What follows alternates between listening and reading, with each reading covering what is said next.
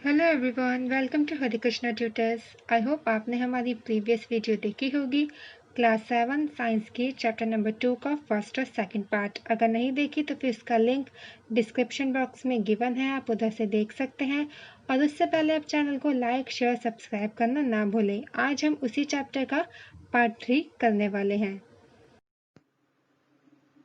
So our next topic is absorption in small intestine, कि हमारा जो स्मॉल इंटेस्टाइन होता है उसमें जो भी हमारा फूड आता है उसका एब्जॉर्प्शन कैसे होता है। The digested food can now pass into the blood vessels in the walls of the intestine. कि हमारा जो स्मॉल इंटेस्टाइन होता है उसकी जो वॉल्स में जो हमारी ब्लड वेसल्स लगी हुई होती हैं वहां तक हमारा डाइजेस्टेड फूड जाता है। ठीक है, इस प्रोसेस को हम क्या बोलते हैं, एब्जॉर्प्शन। क्यों? क्योंकि इस प्रोसेस में हमारा जो स्मॉल इंटेस्टाइन होता है वो हमारे फूड में जितनी भी डाइजेस्टेड चीजें होती है, जितनी भी अच्छी चीजें होती है, उन सबको वो एब्जॉर्ब कर लेता है, अपने अंदर ले लेता है। ठीक है, the inner walls of the small intestine have thousands of finger like outer growths. अब क्या है, स्मॉल इंटेस्टाइन की जो इनर वॉल होती है यानी कि अंदर की जो वॉल होती है उसमें थाउजेंड्स यानी कि बहुत सारी सी एक फिंगर लाइक आउटग्रोथ होती है। ठीक है ना, these are called villi. Villi एक विली को अगर हम सिंगुलर में बोले तो वो होता है हमारा विलस। ठीक है ना, जैसे कि इस डायग्राम में आपको गिवन है, ये एक फिंगर लाइक आउटग्रोथ है। आउटग्रोथ यानी कि ऐसा जैसे मानो वो बाहर की तरफ निकली हुई है, वो उठ रही है। ठीक है ना, can you guess what the role of villi could be in the intestine? अब हम इसमें आगे ये पढ़ेंगे कि जो विली होती है वो स्मॉल इंटेस्टाइन में क्या रोल प्ले करती है, कि विली हमारी स्मॉल इंटेस्टाइन में क्यों अवेलेबल है। The villi increase the surface area for absorption of the digested food. अब हमारे स्मॉल इंटेस्टाइन में जो भी डाइजेस्टेड फूड है उसका एरिया जो है वो विली जो है वो इंक्रीज कर देती है, कि हमारा जितना भी अच्छा फूड है जो हमारी बॉडी को चाहिए, तो विली की हेल्प से उस अच्छे फूड को एक स्पेस मिलता है फूड को डाइजेस्ट होने के लिए। ठीक है, each villus has a network of thin and small blood vessels close to its surface. अब हर एक विलस में क्या होता है, एक नेटवर्क होता है। किस चीज का नेटवर्क होता है? ब्लड वेसल्स का। वो ब्लड वेसल्स हमारी थिन होती हैं, ठीक है, और स्मॉल होती हैं। कहाँ पर होती है वो? विलस का जो सरफेस होता है, जैसे कि इस डायग्राम में गिवन है, विलस के सरफेस में देख सकते हैं आप येलो, ब्लू और रेड कलर की ब्लड वेसल्स जा रही हैं। ठीक है, The surface of the villi absorbs the digested food material. अब जितना भी हमारा digested food material होता है वो कहाँ पे जाके absorb हो जाता है हमारे विली के surface में। The absorbed substances are transported the blood vessels to different organs of the body where they are used to build complex substances such as proteins required by the body. अब क्या होता है, हम हमारा जो भी फूड है, जो भी एब्जॉर्ब किया गया है हमारे फूड को, वो सारा जो सब्सटेंसेस होते हैं वो कहाँ पे जाके हमारे ट्रांसफर हो जाते हैं, हमारी ब्लड वेसल्स में। ठीक है ना, अब वो ब्लड वेसल्स क्या होती है, वो हमारी पूरी बॉडी में ब्लड वेसल्स होती है। ठीक है, तो उन ब्लड वेसल्स की हेल्प से हमारे बॉडी के जितने भी डिफरेंट डिफरेंट ऑर्गन्स हैं वहां तक हमको जो भी कॉम्प्लेक्स सब्सटेंसेस होते हैं, उस एब्जॉर्ब्ड फूड से हमारे जो भी कॉम्प्लेक्स सब्सटेंसेस बने हैं, जो हमारी बॉडी को जो एनर्जी चाहिए, वो जो एनर्जी बनी है उस एनर्जी को ब्लड वेसल्स की हेल्प से डिफरेंट बॉडी ऑर्गन्स तक ट्रांसफर किया जाता है।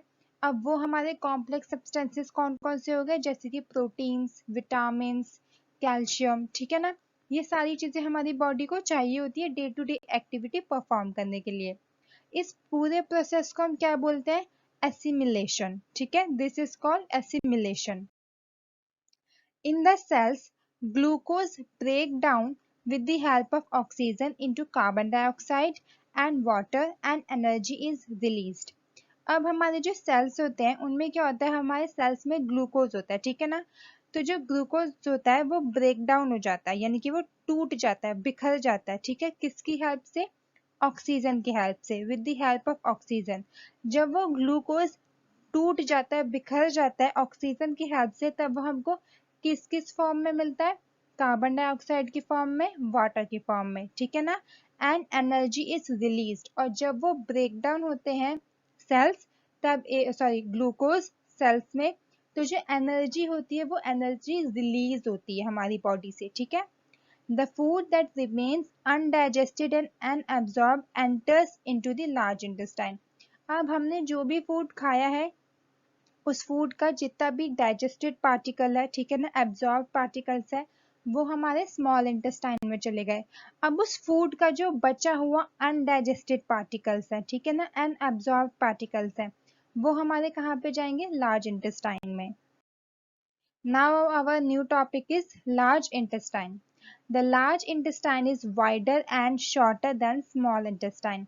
जो large intestine होती है वो काफी ज्यादा wide होती है, ठीक है ना, चौड़ी होती है यानी कि, मगर वो अगर हम लेंथ की बात करें तो फिर वो small intestine के मुकाबले short होती है, ठीक है, यानी कि छोटी होती है। It is about 1.5 metre in length. इसकी लेंथ कितनी है, 1.5 मीटर। अब इसके फंक्शंस क्या है? Its function is to absorb water and some salts from the undigested food material.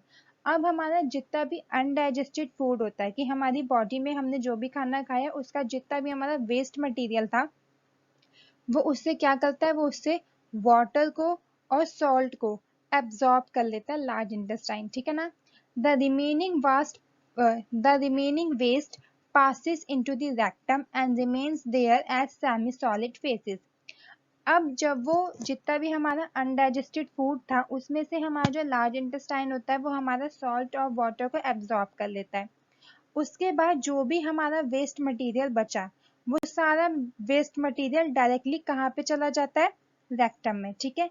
Rectum में वो सेमी सॉलिड का मतलब क्या है कि वो थोड़ा सा सॉलिड होता है और थोड़ा सा वो लिक्विड होता है, ठीक है ना।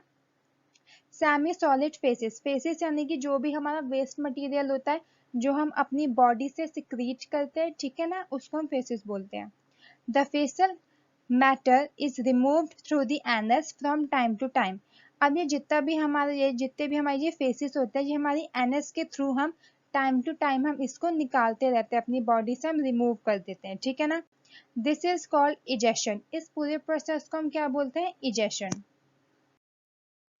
Now our new topic is digestion in grass eating animals, कि वो एनिमल्स जो हमारी ग्रास खाते हैं, ठीक है ना, उनमें डाइजेस्टिव सिस्टम कैसे परफॉर्म करता है। Have you absorbed cows, buffaloes and other grass eating animals chewing continuously even when they are not eating? अब हमने अधिकतर एक बात नोटिस करी कि जितने भी हमारे ग्रास ईटिंग एनिमल्स होते हैं जैसे कि हमारी काव्स हो गई, बफेलो हो गई, ठीक है ना, बकरी हो गई हमारी, तो ये लोग क्या करते हैं कि अगर ये लोग फूड खा भी नहीं रहे हैं तब भी इनका मुंह चलता रहता है, ठीक है ना। ऐसा क्यों है? Actually they quickly swallow the grass and store it in a part of the stomach called rumen. अब क्या होता है कि ये जितने भी एनिमल्स होते हैं ये तुरंत के तुरंत उस ग्रास को swallow यानी कि गुटक लेते हैं, और अब वो अपने पेट में उनके पेट में एक पार्ट होता है जिसको हम बोलते हैं र्यूमन। ऐसे इस डायग्राम में भी गिवन है, ग्रीन कलर के पोर्शन में लिखा हुआ है र्यूमन। इधर वो उस ग्रास को स्टोर करके रखते हैं अपने स्टमक में। Here the food gets partially digested and is called curd. अब इधर क्या होता है, इधर र्यूमन में हमारा जो फूड होता है वो धीरे धीरे करके डाइजेस्ट होने लगता है, ठीक है ना, और हम इसको क्या बोलते हैं, curd. But later the curd returns to the mouth in small lumps and the animal chews it. अब क्या होता है, वो जितना भी ग्रास थी जो उस काऊ ने खाई, ठीक है, वो खा के वो ग्रास सबसे पहले हमारे ल्यूमन में चली गई डायरेक्टली, ठीक है, उधर वो स्मॉल स्मॉल पार्टिकल्स में डिवाइड हुई। जब वो स्मॉल स्मॉल पार्टिकल्स में डिवाइड हुई तब कुछ देर बाद क्या होता है कि वो कर्ड जो होता है वो वापस एनिमल्स के मुंह तक आ जाता है, ठीक है। जब वो मुंह तक आ जाता है तो फिर एनिमल्स उसको दोबारा से उसको वो च्यू करना स्टार्ट कर देते हैं। This process is called rumination and this animals are called ruminants. अब जो भी ये जो एनिमल्स होते हैं इन एनिमल्स में इस ये प्रोसेस होता है और इस प्रोसेस को हम क्या बोलते हैं, rumination, ठीक है। और वो एनिमल्स जो rumination का प्रोसेस परफॉर्म करते हैं वो क्या कहलाते हैं, हमारे ruminants. The grass is rich in cellulose, a type of carbohydrate. So far, you have learnt about animals which possesses the digestive system, but there are many small organisms which do not have a mouth and a digestive system. अब अभी तक हमने humans के बारे में पढ़ा और उन animals के बारे में पढ़ा जो फूड को डाइजेस्ट कर पाते हैं, बट कुछ एनिमल्स ऐसे भी होते हैं वो काफी ज्यादा स्मॉल ऑर्गेनिम्स होते हैं, ठीक है, उनके पास ना तो कोई मुंह होता है, ना ही उनके पास कोई डाइजेस्टिव सिस्टम होता है, बट तब भी वो फूड एक्वायर करते हैं, यानी कि वो फूड को तब भी लेते हैं, मगर फिर उनका फूड डाइजेस्ट कैसे होता है, ठीक है ना। In the section below you will learn another interesting way of food intake. अब हम आगे इसके बारे में पढ़ेंगे कि वो एनिमल्स फूड को कैसे एक्वायर करते हैं, यानी कि कैसे वो लेते हैं और वो किस तरीके से उसको डाइजेस्ट करते हैं। So our new topic is feeding and digestion in amoeba. अभी मैंने आपसे बात कही थी कि वो स्मॉल ऑर्गेनिम्स होते हैं, तो इसका सबसे बेस्ट एग्जांपल है अमीबा, ठीक है। अमीबा एक ऐसा ऑर्गेनिज्म है जिसकी कोई एक फिक्स्ड शेप नहीं होती है। अमीबा की shape time to time change होती रहती है, वो खुद से अपनी शेप को चेंज करता रहता है, ठीक है। Amoeba is a microscopic single celled organisms found in pond water. Microscopic का मतलब क्या है कि अमीबा हमारा इतना छोटा ऑर्गेनिज्म है कि हम उसको अपनी नॉर्मल आईज से नहीं देख सकते। अमीबा केवल हमको किसकी हेल्प से दिखाई देगा, माइक्रोस्कोप की हेल्प से, ठीक है। सिंगल सेल्ड ऑर्गेनिम्स क्यों कहा जा रहा है इसको, क्योंकि अभी मैंने आपको बताया था जब मैंने सेल्स के बारे में डिस्कस किया था प्रीवियस चैप्टर में कि हमारे दो टाइप्स के ऑर्गेनिम्स होते हैं, एक जिनके पास मल्टी सेलुलर सेल्स होते हैं यानी कि एक से ज्यादा सेल्स, और एक यूनिसेलुलर जिनके पास सिंगल सेल्स होते हैं। तो अमीबा एक यूनिसेलुलर ऑर्गेनिज्म है, यानी कि इसके पास केवल एक सिंगल सेल है, ये सिंगल सेल की हेल्प से जीता है, ठीक है। और ये कहाँ पे मिलता है अमीबा, हमको पॉन्ड वाटर में, ठीक है। Amoeba has a cell membrane, a rounded, dense nucleus and many small bubble-like vacuoles in its cytoplasm.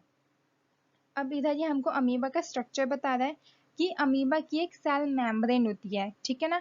जैसे हमारे पास जो सेल था उसकी भी एक आउटर मेम्ब्रेन थी, इसी तरीके से जो अमीबा है उसकी भी एक आउटर बाउंड्री है, ठीक है। अमीबा के अंदर भी एक न्यूक्लियस होता है, जैसे इस फिगर में इस डायग्राम में शो हो रहा है, मेम्ब्रेन, न्यूक्लियस, ठीक है। और इसका जो साइटोप्लाज्म है, साइटोप्लाज्म क्या होता है, हमारे जो सेल्स में जो एक लिक्विड होता है सेल के सरफेस में, उसको हम साइटोप्लाज्म कहते हैं, ठीक है। तो उधर हमारा एक स्मॉल बबल लाइक स्ट्रक्चर होता है जिसको हम क्या बोलते हैं, वैक्यूल्स। इधर आप देख सकते हैं इस डायग्राम में फूड वैक्यूल्स के नाम से वो मेंशन है, ठीक है। वैक्यूल्स और फूड वैक्यूल्स बात हमारी एक ही है। अब हम इधर बताएंगे कि जो अमीबा होता है वो फूड लेता कैसे है।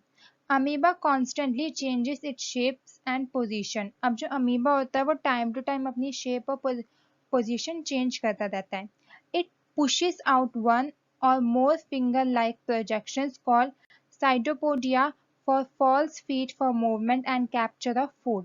अब क्या करता है अमीबा कि अमीबा के लिए साइटोपोडिया आपको ये दो दिख रहे हैं, ठीक है ना, इस डायग्राम में।